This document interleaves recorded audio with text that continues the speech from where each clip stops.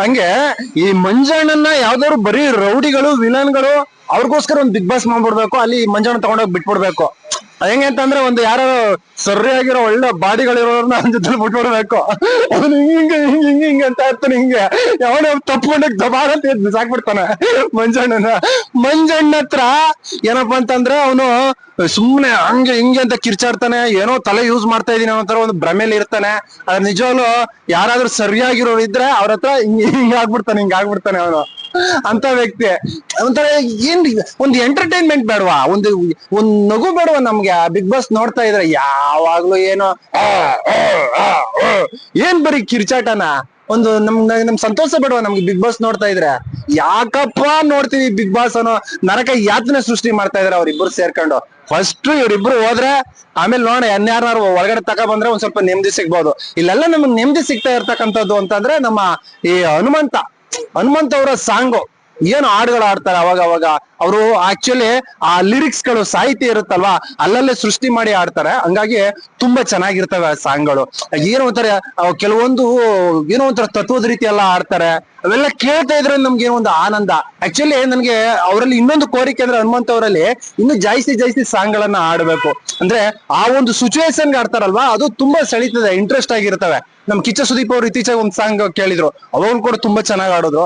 ಆ ರೀತಿ ಆಕ್ಚುಲಿ ಅವರು ಒಂದು ರೀತಿ ಒಂದು ಆನಂದ ಕೊಡ್ತಾರೆ ನಮ್ಗೆ. ಒಂದು ಓಕೆಪ್ಪ ಪರವಾಗಿಲ್ಲ, ಈ ಅಪ್ಪ ಇರ್ಬೇಕು ಬಿಗ್ ಬಾಸ್ ಅಲ್ಲಿ ಇದ್ರೆ ಏನೋ ಒಂದು ಎಂಟರ್ಟೈನ್ಮೆಂಟ್ ಆಗುತ್ತೆ. ಒಬ್ಬ ಹಳ್ಳಿಯಿಂದ ಬಂದಿರತಕ್ಕಂತ ಪ್ರತಿಭೆ, ಎಸ್ ಇವ್ನ್ ಗೆದ್ಬಿಡ್ರು. ಆಮೇಲೆ ಇನ್ನೊಂದು ಅವ್ನ್ ಗೆಲ್ಲೇಬೇಕು. ಹನುಮಂತ ತುಂಬಾ ಜನ ಹೇಳ್ತಾರೆ ಹನುಮಂತ ನಾಟಕ ಆಡ್ತಾ ಇದ್ದಾನೆ, ಡ್ರಾಮಾ ಮಾಡ್ತಾ ಇದ್ದಾನೆ, ಹಾಗೆ ಹೀಗೆ ಅಂತಾರೆ. ಹನುಮಂತ ಯಾವ ನಾಟಕನೂ ಮಾಡ್ತಾ ಇಲ್ಲ, ಯಾವ ಡ್ರಾಮಾನು ಮಾಡ್ತಾ ಇಲ್ಲ. ಒಂದ್ ವೇಳೆ ಮಾಡ್ತಾ ಇದ್ರು ಕೂಡ ಅವನು ಗೆಲ್ಲೇಬೇಕು. ಯಾಕೆಂತಂದ್ರೆ ಹಳ್ಳಿಯ ಪ್ರತಿಭೆ ಗೆದ್ರೆ ಎಷ್ಟೋ ಜನಕ್ಕೆ ನಿಜವಾಗ್ಲೂ ಒಂದು ಮಾರ್ಗದರ್ಶನ ಆಗುತ್ತೆ. ಬಿಗ್ ಬಾಸ್ಗೆ ಒಂದು ಧನ್ಯವಾದಗಳನ್ನ ತಿಳಿಸ್ಬಹುದು ನಾವು. ಯಾಕೆಂದ್ರೆ ಹಳ್ಳಿ ಕಡೆ ಇರ್ತಕ್ಕಂಥವ್ರನ್ನ, ಬಡವ್ರ ಮಕ್ಕಳನ್ನ, ಲಕ್ಷಗಳನ್ನ ನೋಡದೆ ಇರೋರ್ನ, ಕೋಟಿಗಳನ್ನ ನೋಡದೆ ಇರೋರ್ನ ಗೆಲ್ಲಿಸಿದಾಗ ನಿಜವಾಗ್ಲೂ ಆ ಬಿಗ್ ಬಾಸ್ಗೆ ಒಂದು ಏನಂತಾರೆ ಒಂದು ಕಳೆ ಸಿಗತ್ತೆ. ಎಸ್ ಬಿಗ್ ಬಾಸ್ ಪಕ್ಕನಪ್ಪ ಇದು, ಬಿಗ್ ಬಾಸ್ ಕರೆಕ್ಟ್ ಅಪ್ಪ ಇದು ಅನ್ನುವಂತ ಒಂದು ನಂಬಿಕೆ ಜನಗಳಲ್ಲಿ ಬರುತ್ತೆ. ಇನ್ನೂ ನೋಡ್ಬೇಕು, ಇನ್ನೂ ಇಂಥ ಬಿಗ್ ಬಾಸ್ ಬರ್ಬೇಕು, ನಮ್ಮ ಜನಗಳಿಗೆ ಲೈಫ್ ಸಿಗುತ್ತೆ, ಬಡವರ ಮಕ್ಕಳಿಗೆ ಲೈಫ್ ಸಿಗುತ್ತೆ ಅನ್ನುವಂತ ಒಂದು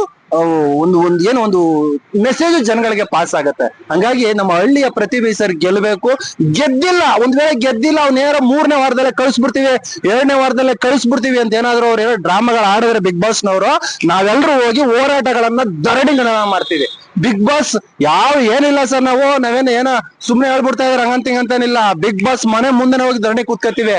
ನೀವ್ ಯಾರೇನ್ರಿ ಬಿಗ್ ಬಾಸ್ಗೆ ಒಬ್ಬ ಆಟೋ ಡ್ರೈವರ್ ಅನ್ನ ಕರ್ಕೊಂಡಿದ್ದೀರಿ ಏನ್ರಿ ನೀವು? ಅಥವಾ ಒಬ್ಬ ಕ್ಯಾಬ್ ಡ್ರೈವರ್ ಅನ್ನ ಕರ್ಕೊಂಡಿದ್ದೀರಿ ಏನ್ರಿ? ಒಬ್ಬ ಕೂಲಿ ಕೆಲಸ ಮಾಡ್ತಕ್ಕಂಥವ್ರನ್ನ, ಒಬ್ಬ ಕಾರ್ಮಿಕರನ್ನ ಏನಾದ್ರು ಕರ್ಕೊಂಡು ನೀವು ಬಿಗ್ ಬಾಸ್ ನಲ್ಲಿ ಅವ್ರನ್ನ ಗೆಲ್ಸಿದಿರಿ ಏನ್ರಿ? ಏನಿಲ್ಲ. ಪಾಪ ಉಪರೂಪಕ್ಕೆ ನಮ್ಮ ಹನುಮಂತ ಅವರನ್ನ ನೀವು ಕರ್ಕೊಂಡಿದ್ದೀರಾ ಅಂತಂದ್ಮೇಲೆ ಆತ ಲಾಸ್ಟ್ ವರ್ಗು ಇರಬೇಕು.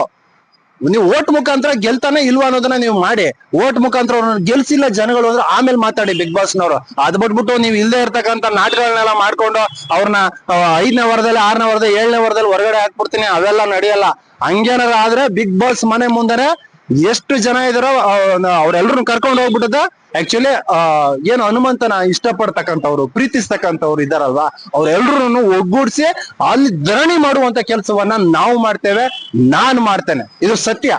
ನಮ್ಮ ಹನುಮಂತ ಗೆಲ್ಬೇಕು.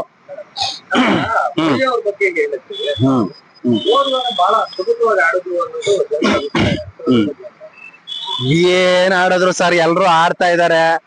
ಏನಂತ ಅಂದ್ರೆ ಏನು ಹೇಳ್ತಾರೆ, ಗುಂಪಲ್ ಗೋವಿಂದ ಅಂತಾರಲ್ಲ, ಈ ರೀತಿ ಕಾಣಿಸ್ತಾ ಇದೆ ಅವ್ರು ಆಡೋ ಆಟಗಳೆಲ್ಲ. ಗುಂಪಲ್ ಗೋವಿಂದ, ಎಲ್ರು ಆಡ್ತಾ ಇದಾರೆ, ಅವಳು ಆಡ್ತಾ ಇದ್ದಾಳೆ. ಏನ್ ಸ್ಪೆಷಲ್ ಆಗಿ ಏನ್ ಆಡ್ತಾ ಇದ್ದಾಳೆ ಸರ್? ಏನ್ ಆಡ್ತಾ ಇದ್ದಾಳೆ? ಏನೋ ಒಂದು ಎಂಟರ್ಟೈನ್ಮೆಂಟ್ ಇದೆಯಾ ಸರ್?